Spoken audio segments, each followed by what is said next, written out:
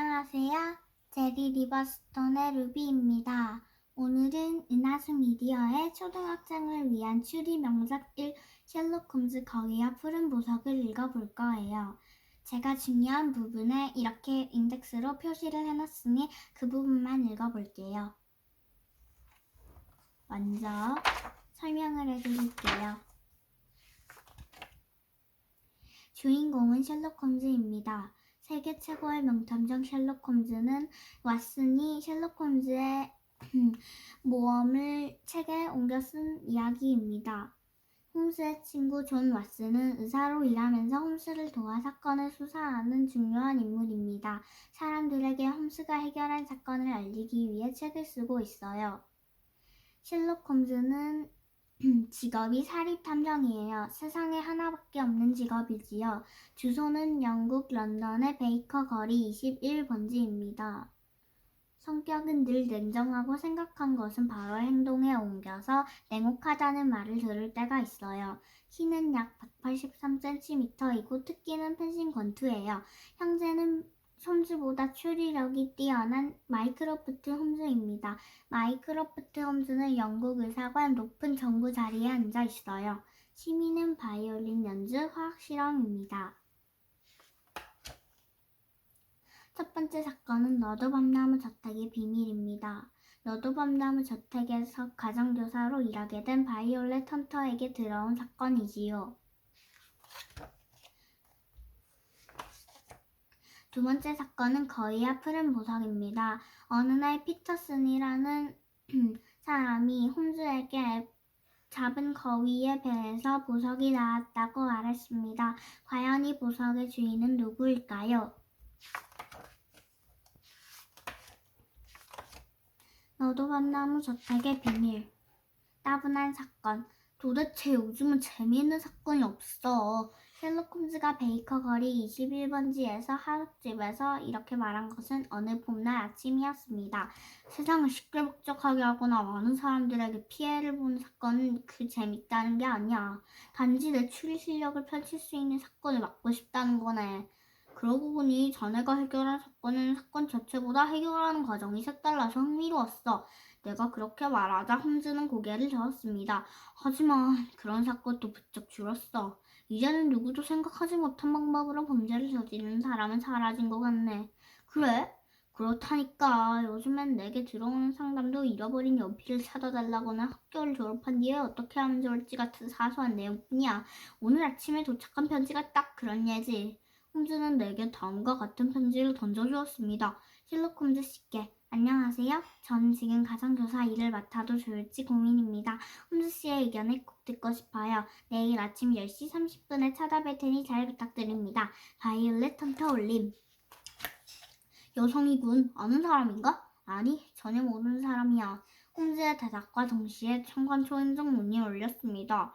시계를 보니 10시 30분이었습니다. 곧 문이 열리고 젊은 여성이 들어왔습니다. 옷차림은 수수했지만 매우 깔끔했습니다. 생기가 넘치는 얼굴에 살짝 주름개가 있고 똑똑해 보였습니다. 다른 사람에게 의지 않고 살아온 것처럼 자신감이 있었습니다. 이렇게 갑자기 찾아와서 죄송해요. 정말 이상한 일을 겪었는데 제게는 같이 의논할 만한 가족이나 친척도 없어서요. 이쪽으로 와서 앉으시죠. 제가 도움이 된다면 무슨 일이든 해드리겠습니다. 홈즈는 처음에 사소한 편지라고 생각한 듯 했습니다. 그러나 진지해 보이는 의뢰인을 만나고는 생각이 바뀐 것 같았습니다. 홈즈는 여성의 맞은편에 앉더니 눈을 감고 양손가락을 서로 맞댔습니다.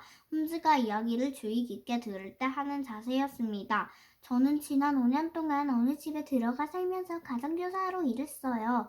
그런데 2달 전에 그 집이 미드부르로 이사가게 되어서 일자리를 잃게 되었답니다. 헌터 양은 자신에게 일어난 이상한 사건을 이야기하기 시작했습니다. 가정교사를 그만두게 되자 돈도 돈이지만 당장 살 곳도 마땅하지 않았어요. 저 같은 여성이 일할 만한 자리는 가정교사 말고는 딱히 없답니다. 일자리를 구한다는 광고도 내고 여러 곳에 연락도 해봤지만 일을 구하지는 못했어요. 게다가 돈도 바닥나기 시작해서 매우 난감해졌지요. 그때 웨스트엔드에 있는 가정교사 직업 소개서에서 어떤 신사와 만나게 됐어요. 그 신사는 몸집이 크고 턱살이 목까지 겹친 뚱뚱한 사람이었어요. 사무실 밖에서 제 차례를 기다리다가 안으로 들어가자 신사는 저를 보며 이렇게 말했어요. 야, 이 아가씨가 좋겠어요. 이보다 딱 들어맞는 사람은 없을 거예요. 잘 됐어요. 정말 잘 됐어. 신사는 무척 반가워하며 만족스러운 듯 양손을 비볐어요. 보기만 해도 기분이 좋아질 정도로 편안한 인상이었지요. 아가씨는 가정교사 일자리를 찾고 있나요? 아, 네. 그래서 소개서에 왔어요. 그럼 보수를 얼마나 원하나요? 전에 일하던 댁에서는 한 달에 4파운드를 받았어요. 그러자 뚱뚱한 신사는 쯧쯧 혀를 찼어요. 세상에, 그건 착취 수준이네요. 정말 말도 안 돼요. 당신처럼 똑똑하고 깊이 있는 아가씨에게 그 정도 보수를 주다니. 그런데 제가 가르칠 수 있는 과목은 프랑스어와 독일어 조금, 음악과 미술 정도라서요. 아니요, 그런 건 상관없습니다. 아가씨의 마음가짐이 무엇보다 중요해요. 이 나라의 미래를 책임질 아이를 가르쳐야 하니까요. 아가씨가 일을 맡아준다면 1년에 100파운드를 드릴 생각이에요. 100파운드라니. 지금까지 제가 받던 돈의 2배 이상이었어요. 그 말이 정말이라면 이렇게 고마운 일이 있을까요? 그런데 선뜻 대답할 수는 없었어요. 조건이 너무 좋아서 믿어지지 않았거든요. 그러자 뚱뚱한 신사는 지갑을 꺼냈어요. 자, 보수의 절반을 미리 줄게요. 우리 집에 오려면 준비할 것도 있을 테니까요. 얼른 걱정하지 말고 받아요. 그러면서 지갑에서 돈을 꺼내더니 제게 내밀었어요. 여러 곳에 외상을 달아두어서 돈을 미리 받는다면 좋겠지만 아무래도 조금 이상했습니다. 저는 더 알아봐야겠다는 생각이 들었어요. 실례지만 댁은 어디에 있나요?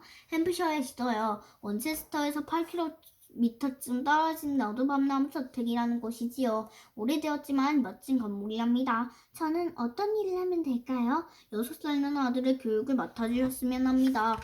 그 아이가 슬리퍼로 바퀴벌레를 때려잡으며 노는 것을 보셔야 하는데 3마리쯤은 단숨에 치우죠. 신사는 몸을 뒤로 젖히고 크게 소리내어 웃었어요. 아이가 바퀴벌레를 죽인 일에 그렇게 웃다니 조금 마음에 걸렸지만 농담일지도 모른다고 생각했어요.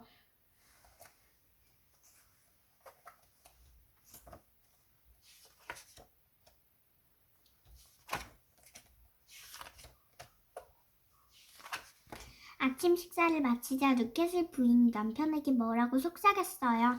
그러자 루켓을 씨가 제게 이렇게 말했어요. 무리한 부탁이었을 텐데 머리카락을 잘라줘서 정말 고마워요. 이번에는 편지에 썼듯이 파란색 옷을 입어주셨으면 합니다. 옷은 선생님 방에 준비되어 두었어요. 얼마나 잘 어울리는지 한번 보여주시겠어요? 제 방에 가보니 침대 위에 파란색 드레스가 있었어요. 고급스러웠지만 새 옷은 아니었죠. 그런데 입어보니 맞춘 것처럼 딱 맞아서 기분이 좀 묘하더군요. 드레스를 입은 저를 보고 루케스 씨 부부는 매우 기뻐했어요. 두 사람은 저택 앞쪽에 객실에 있었지요. 바닥까지 오는 커다란 창문이 3개나 있어서 무척 밝은 곳이었답니다. 가운데 창문 앞에는 창문을 등진 의자가 하나 있었어요. 저는 루케스 씨가 시키는 대로 그 의자에 앉았어요. 루케스 씨는 제게 웃긴 이야기를 들려주기 시작했어요. 저는 너무 웃겨서 숨이 넘어가게 웃었답니다. 하지만 루켓의 부인은 불안한 표정으로 앉아있기만 했어요. 그렇게 1시간쯤 지났을 거예요. 이제 에드워드의 수업 시간이군요. 방에 돌아가서 옷을 갈아입고 아이 방으로 가도록 하세요.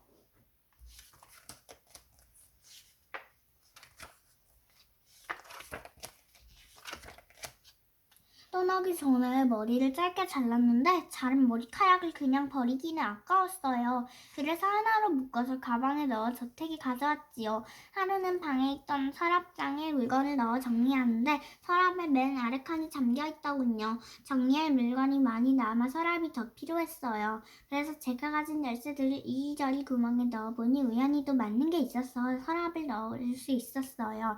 그런데 순간 저는 숨이 멎을 만큼 놀랐어요. 서랍 안에 제 머리카락이 들어있는 거예요. 제 머리카락이 왜 서랍 안에 있는지 믿기지 않았어요. 너무 놀라 제 가방에 든 물건을 뒤져보니 거기에도 똑같은 머리카락 묶음이 있었어요. 가방에 있던 머리카락과 서랍에서 꺼낸 머리카락을 비교해보니 저도 구분하지 못할 정도로 똑같았어요.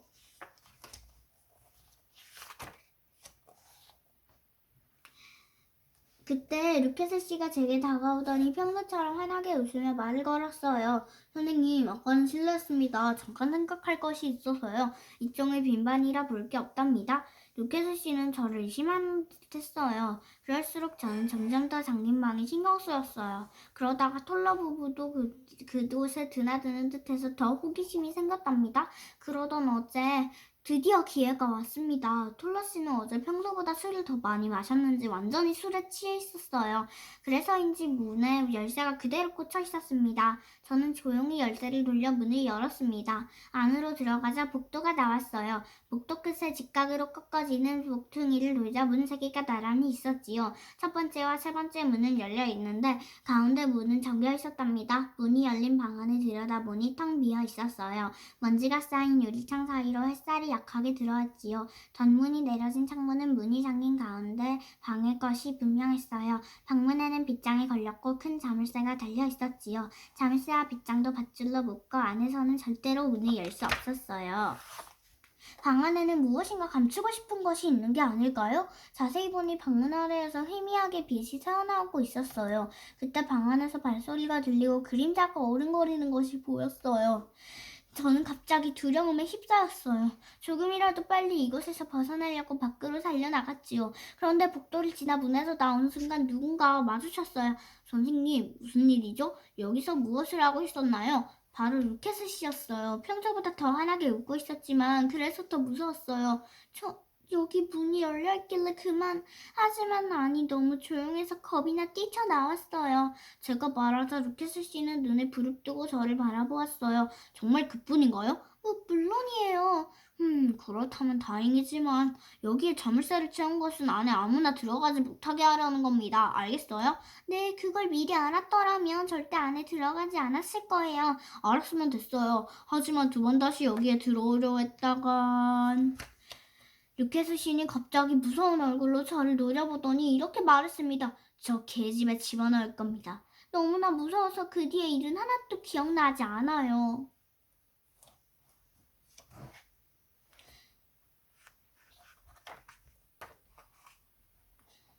이상한 소리가 들리길래 우리는 밖으로 급히 달려나갔습니다. 거대한 개가 피투성이가 된 루케스 씨를 물어뜯고 있었습니다. 개는 이빨을 드러내며 으렁거렸고 루케스 씨는 소리를 질렀습니다. 도저히 눈뜨고 보기 힘든 광경이었습니다. 왓슨! 저놈을! 홈즈의 말에 나는 권총을 꺼내 개에게 거누고 방아쇠를 당겼습니다. 루케스 씨는 사나운 개로 우리를 공격하려 했지만 오히려 자신이 당하고 말았습니다. 나는 루케스 씨를 저택 안으로 옮겨 응급처치를 했습니다. 하지만 부상이 심해서 루케스 씨가 살 수 있을지는 불투명했습니다. 우리는 톨러 씨를 루케스 부인에게 보내 소식을 알리게 했습니다. 잠시 뒤 마르고 키가 큰 여자가 안으로 들어왔습니다. 아, 톨러 부인! 헐터 양이 외쳤습니다. 여자는 헌터 양이 와인 창고에 가져왔던 톨러 부인이었습니다. 네, 선생님. 루케스 씨가 집으로 돌아왔을 때 저를 창고에서 꺼내주었어요. 그런데 이런 끔찍한 일이 벌어질 줄이야. 좀 더 빨리 일을 해칠 걸 그랬네요. 사다리를 이용해서 앨리스 양을 밖에서 품어준 것 말입니까? 그렇군, 당신이 한 짓이었군요. 홈즈가 말하자 톨러 부인은 고개를 끄덕였습니다. 그래요. 그동안 저도 잘한 건 없지만 앨리스 아가씨가 너무 가려웠거든요. 그래서 남편을 취하게 한 뒤 아가씨를 방에서 몰래 풀어주었답니다. 선생님은 와인 창고에 절 가두었을 때는 아가씨가 루케스 씨에 잡혔을까봐 정말 조마조마했다고요. 그래도 당신 덕분에 앨리스 양이 무사히 애인에게 갔겠군요. 그렇다면 앨리스 양을 가두고 감시했던 당신 부부를 루케스 씨의 공범으로 경찰에 넘길 필요도 없겠군요. 잘 됐어. 홈즈의 말을 듣고 텔러 부인이 미소를 지을 때였습니다. 헌터 양이 당황스러운 표정으로 말했습니다. 대체 뭐가 어떻게 된 건가요? 저는 뭐가 뭔지 전혀 이해가... 그래, 홈즈, 순서대로 차근차근 설명해 달라고. 나도 같은 생각이라서 그렇게 말했습니다. 그러자 홈즈는 의자에 앉으며 이야기를 시작했습니다. 이런 이야기는 하네. 루케스 씨는 자신의 딸을 방에 가두고 너도 밤낮 저택에 없는 것처럼 보이게 꾸몄어. 하지만 딱 한 사람, 속지 않는 사람이 있었지. 앨리스 양과 결혼할 예정이었던 애인이야. 파울러 씨라고 해요. 외국에서 공무원으로 일하려는 성실한 청년이지요. 톨러 부인이 말하자 홈즈는 고개를 끄덕였습니다.